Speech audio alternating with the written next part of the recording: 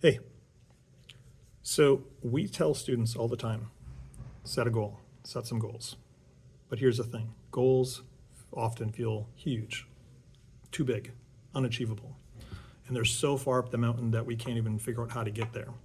And then we lose motivation before we even start. So that's why in GRiT we talk about targets instead of goals. A target is something tangible.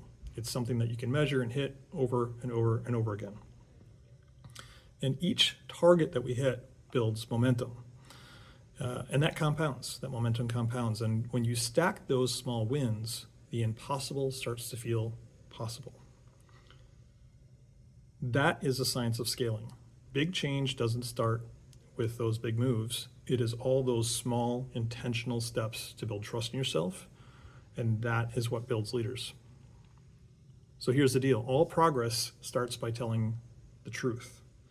You have to be honest with yourself about what's working, what's not, and where you're holding yourself back. And sometimes that means eliminating what we call false requirements.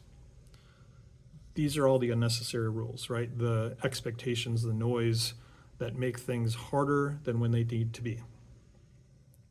Real leaders simplify complexity. It's really easy to make something difficult. How do we make it simpler?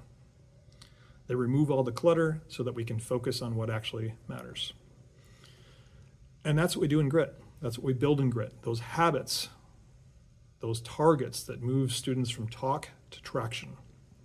And leadership isn't about giant leaps. It's about stacking those small, consistent wins with intentional habits. So what about you? What are your targets? What are you removing in terms of false requirements? And what are you simplifying? Thanks.